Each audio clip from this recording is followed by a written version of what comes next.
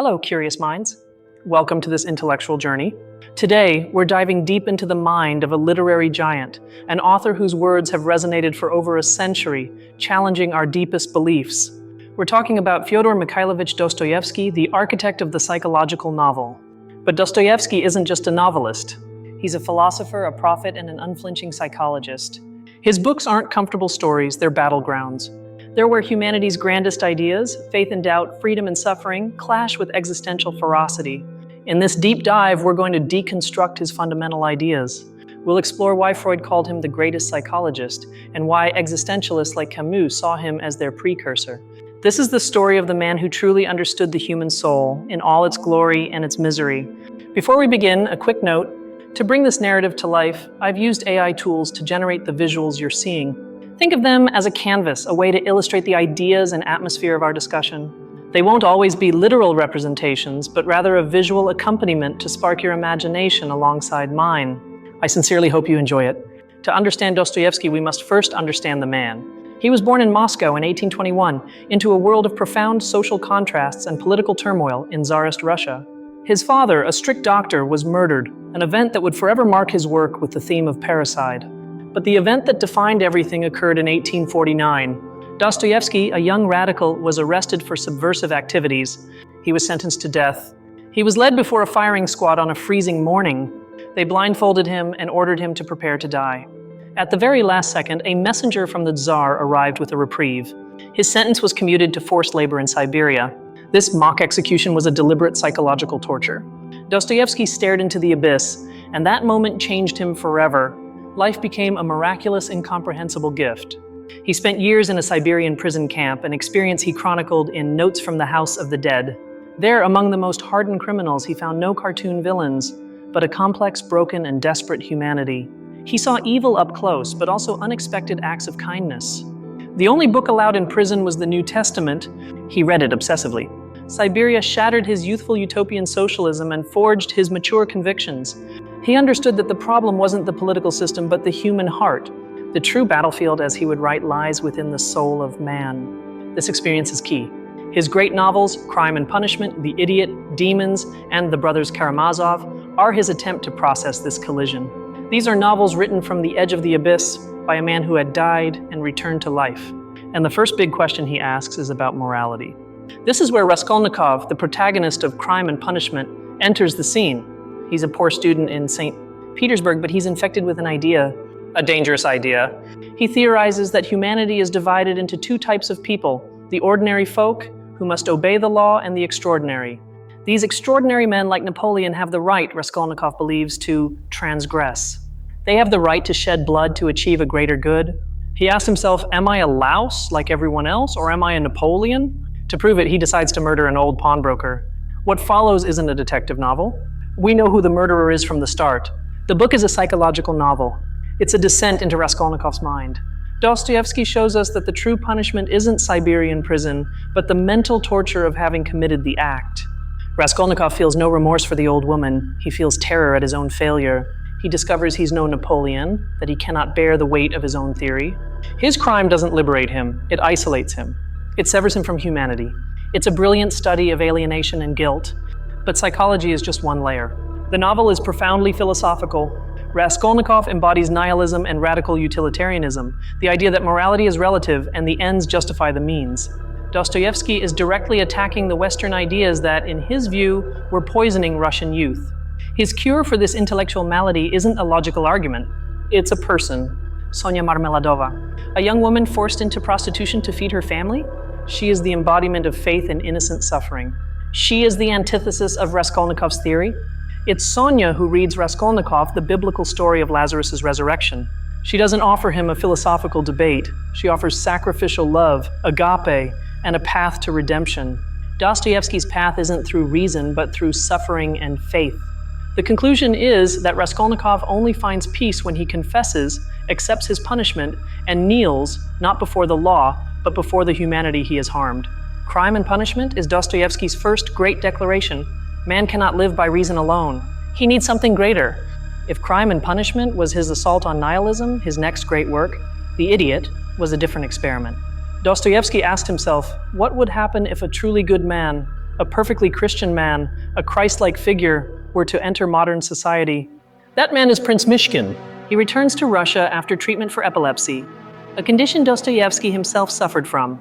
Mishkin is radically honest, compassionate, and judgmental of no one. He sees the good in everyone. He is, in a word, an idiot to the cynical, materialistic society of St. Petersburg. But Dostoevsky's experiment has a tragic end. Mishkin's goodness doesn't redeem the world. On the contrary, the world destroys him. His compassion becomes entangled in destructive passions, jealousy, and murder. The people around him can't handle his purity. They see it as weakness or foolishness. The novel ends with Mishkin returning to a state of madness, cradling the woman he loved after she was murdered. It's one of literature's most somber conclusions. The message seems to be that a Christ in the modern world wouldn't be crucified. He would simply be shattered by our broken psychology. Dostoevsky leaves us with a disturbing question. Is Christian faith, in its purest form, incompatible with the world we've built? The Idiot is his most painful exploration of faith, not as a certainty, but as a tragic gamble against the darkness of human nature. But Dostoevsky wasn't finished. His dissatisfaction with Mishkin's failure led him to write his crowning achievement, the synthesis of all his ideas, The Brothers Karamazov. This isn't just a novel, it's a universe. It's the final battleground for faith and doubt. The novel revolves around three brothers and a fourth, illegitimate one, Smerdyakov. Each brother represents a facet of humanity. Dmitri, the eldest, is the body, sensual passion, chaos. He is impulsive, violent, but with a heart capable of honor. Ivan, the second brother, is the mind. He is the intellectual, the rationalist, the atheist. He is Dostoevsky's most articulate and dangerous character. He is Raskolnikov's heir, but infinitely more sophisticated. His logic is impeccable, and his doubt is profound. Alyosha, the youngest, is the spirit. He is the novice in the monastery, the follower of the elder Zosima. He is Dostoevsky's answer to Ivan. He is not an idiot like Mishkin. He is a man of active faith. His faith isn't in miracles, but in the love of life and his fellow man. And then there's Smerdyakov, the cynical and resentful servant who listens to Ivan's theories and decides to put them into practice. And of course, there's the father, Fyodor Karamazov, a depraved, buffoonish, and selfish man. His murder is the event that sets the plot in motion. The heart of the novel, and perhaps of all Western philosophy, lies in a chapter called Rebellion. Here, Ivan presents Alyosha with his case against God. It's a devastating argument. Ivan doesn't deny God, he simply returns the ticket. He collects stories of the most atrocious cruelty inflicted upon innocent children. Children tortured, murdered, suffering without cause. Ivan asks Alyosha if a good God can justify a world built upon a single tear of one tortured child. Is future harmony worth that price? Alyosha, the believer, has no answer. He cannot logically defend God. And it's here that Dostoevsky shows his genius. He doesn't give Ivan a weak reply. He gives doubt the strongest, most eloquent, and morally justifiable voice possible. He understands doubt better than most atheists. Ivan doesn't stop there. He continues with his poem, The Legend of the Grand Inquisitor. It's one of the most famous pieces of literature ever written. In his story, Jesus returns to Earth during the Spanish Inquisition. He performs miracles. People recognize and love him, but the old Grand Inquisitor, a cardinal, arrests him. He visits Jesus in his cell that night. And here the Inquisitor, representing the church, tells Jesus he has no right to return. He tells him, "We have surpassed you. We have corrected your work." The Inquisitor's argument is terrifying.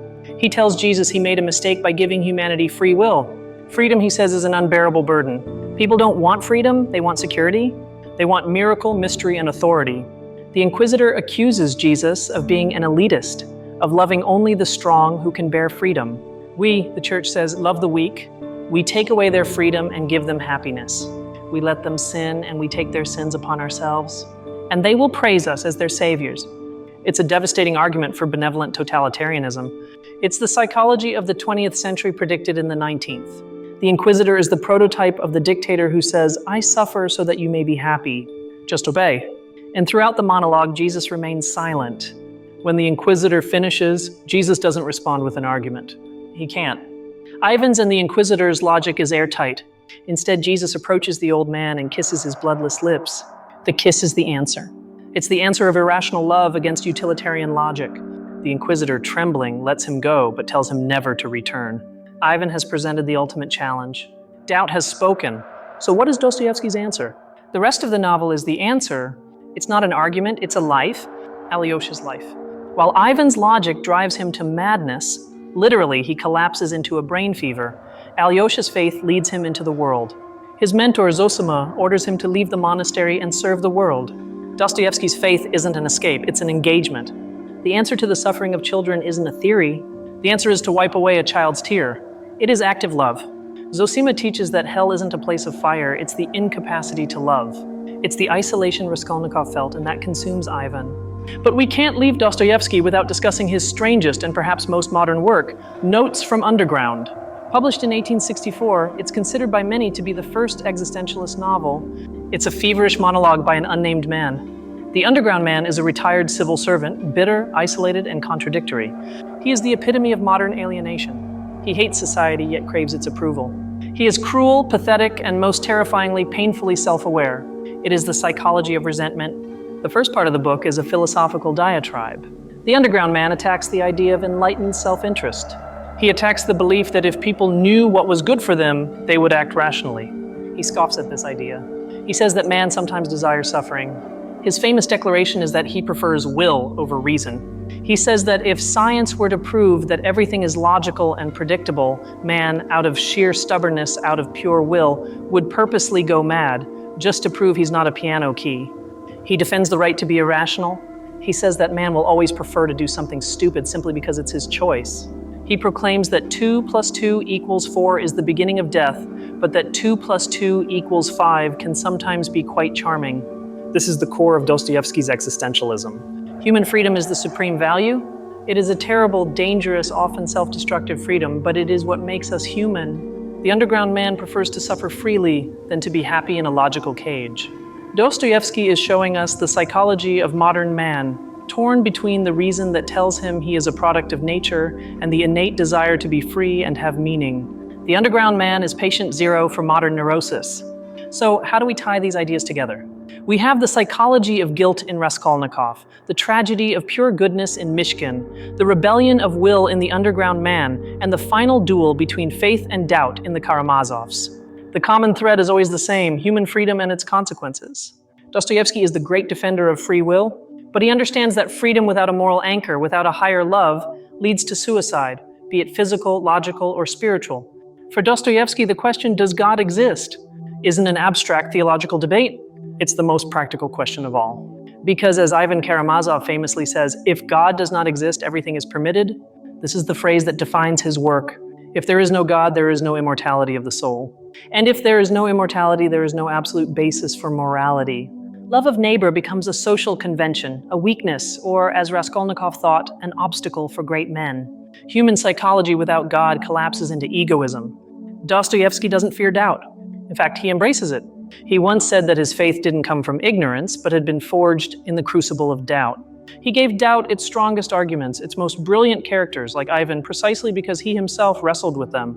But in the end, he stakes his claim on faith. Not blind faith, but an existential faith. A faith chosen despite suffering, despite the apparent lack of logic. It is Alyosha's faith, who after the death of his mentor Zosima, doesn't rebel, but kisses the earth, embracing life with all its pain. This is Dostoevsky's profound psychology. He teaches us that human beings cannot live by bread alone. They cannot live by logic alone. We need meaning, we need beauty, we need love. And we are willing to destroy ourselves in the world to get it. The literary critic Mikhail Bakhtin coined a term to describe Dostoevsky's unique genius, polyphony. He said that unlike other authors, Dostoevsky doesn't create puppets for his ideas. He creates living, independent consciences. In a Dostoevsky novel, the voice of the atheist Ivan is as strong, as convincing as the voice of the believer Zosima. There is no single authorial voice telling us what to think. He presents the battle of ideas in all its fury and leaves us, the readers, in the midst of the battlefield. That's why his novels feel so alive and so dangerous. Reading Dostoevsky isn't a pastime, it's a challenge. He forces you to confront your own beliefs. He asks you, what do you believe in? Why do you live? What would you do if everything were permitted? His legacy is immense. Friedrich Nietzsche said that Dostoevsky was the only psychologist he had anything to learn from. Sigmund Freud based parts of his theory of the id and superego on the internal conflict of Dostoevsky's characters, especially the parricide in the Karamazovs. 20th century existentialists like Albert Camus and Jean-Paul Sartre saw him as the father of their movement.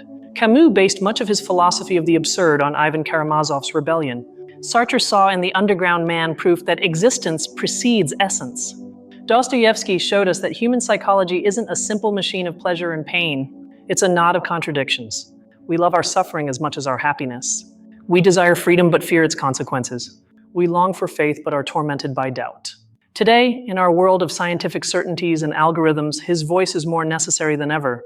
He warned us against the utopia of the Crystal Palace. He warned us that reducing human beings to a data set, to enlightened self-interest, is to invite the underground man to rebel. He warned us about the Grand Inquisitors who would come offering security in exchange for our freedom, whether in the form of totalitarian ideologies, which he prophesied in demons, or in more subtle forms of control. He saw the 20th century before it happened. Dostoevsky's psychology is ultimately a psychology of freedom. A freedom that gives us the capacity to choose good, but also the terrifying capacity to choose evil. Without that choice, he says, we are not human. Good freely chosen is the only good that matters. And his answer to the abyss of doubt isn't a formula, it's an image. It's Alyosha Karamazov, after his crisis of faith, going out into the garden, falling to the earth, kissing it and weeping, feeling in that moment an indestructible bond with all creation. It's a mystical ecstasy. It's Christ's kiss to the Inquisitor. It's Raskolnikov's reverence before Sonia. It's irrational love, active love, as the only force capable of healing the wound of existence. Dostoevsky's psychology begins in the dark basement, but points to the stars. In summary, Fyodor Dostoevsky doesn't offer us easy answers. In fact, he distrusts them. He offers us something far more valuable. He offers us the right questions. He drags us into the depths of the psyche and forces us to look. He shows us that faith without doubt is fanaticism. He shows us that reason without compassion is tyranny. And he shows us that human psychology, at its core, is a desperate search for meaning in a universe that often seems indifferent. Reading Dostoevsky is a transformative experience. It's encountering an author who understands your worst thoughts and your highest aspirations, sometimes better than you understand them yourself. It's a mirror to the soul, with all its cracks and all its beauty. His work is a testament to the fact that, no matter how low we fall into crime, doubt, or resentment, the door to redemption through love and accepted suffering is never completely closed. There is always a choice. Dostoevsky leaves us with this fundamental truth. The human heart is a battlefield where God and the devil struggle. And that battle, fought within the psychology of each of us, is the only drama that truly matters in the world. We explored Raskolnikov's nihilism, a theory that isolated him from humanity. We saw how his punishment wasn't legal but psychological, a self-imposed torture of guilt. His Superman theory crumbled upon contact with reality, demonstrating that reason alone cannot sustain a crime. We analyzed Prince Myshkin's tragic goodness, his attempt to be a Christ-like figure in a cynical world. His failure shows us Dostoevsky's terrifying idea that absolute purity can be as destructive as malice in a society unprepared for it. It is the tragedy of innocence. We delved into the underground, the mind of the alienated modern man, his rebellion against logic, his defense of 2 + 2 = 5. It's the psychology of resentment, the irrational will that prefers suffering to submission, a warning against rational utopias. Finally, we witnessed the supreme duel in The Brothers Karamazov. The doubt articulated by Ivan, the problem of child suffering, a question that shakes the foundations of faith. It is the most powerful argument against God ever written, put on paper by one of his greatest defenders. We saw Dostoevsky's answer, not an argument but an action, Christ's silent kiss to the Inquisitor, an act of irrational love that transcends the logic of power. Freedom for Dostoevsky is validated not by logic but by love. In Alyosha's life, the active love taught by Zosima, faith isn't believing in miracles, it's acting in the world. It's wiping away the tear of the child Ivan used in his argument. It's the practical answer to existential suffering. It's the commitment to life here and now. Dostoevsky's psychology teaches us that man is a being of extremes, capable of the lowest cruelty and the highest compassion, and that the freedom to choose between those two poles is what defines us. To take away that freedom, even in the name of happiness, is to dehumanize us. His novels are polyphonic, a chorus of conflicting voices. He doesn't preach to us, he presents a drama where every idea fights for its life. He forces us to listen to everyone, the saint and the cynic, and then compels us to choose our own path. His legacy is therefore a perpetual question. In an era of increasing rationalism and technology, what space do we leave for irrational will? In a world of comfort, have we forgotten the value of suffering? And in our pursuit of happiness, have we sold our freedom? Dostoevsky isn't an author to feel comfortable with. He's an author to grow with. He challenges us to live more deeply, to doubt more honestly, and to love more actively. He leaves us with the idea that in the end, life, despite its pain, is a miraculous gift that must be kissed, just as Alyosha kissed the earth. Thus, Fyodor Dostoevsky's ideas on faith, doubt, and psychology aren't relics of the 19th century. They are a map of our own inner landscape. They are the questions we ask ourselves in the darkest hours of the night. And his work is an essential companion on that quest. His conclusion is that faith isn't the absence of doubt, but the will to live and love despite it. Human psychology isn't something to be cured or solved, but a mystery to be lived. And that, perhaps, is his deepest and most enduring lesson. Thank you for joining me on this deep and complex analysis. To explore Dostoevsky is to explore the most challenging questions of human existence, and doing so with you is a true privilege. I hope you've found as much value in this journey as I have. If these ideas have resonated with you and you want to continue exploring philosophy and literature, subscribe to the channel and turn on notifications. Knowledge is a journey, not a destination, and I'd love for us to keep traveling together. Leave your thoughts in the comments below. What's your favorite Dostoevsky character or idea? Is it Ivan's rebellion, Alyosha's faith, or Raskolnikov's anguish? Debate is the heart of his work. Let me know which idea impacted you the most in the comments, and I'll see you in the next deep dive. Stay curious.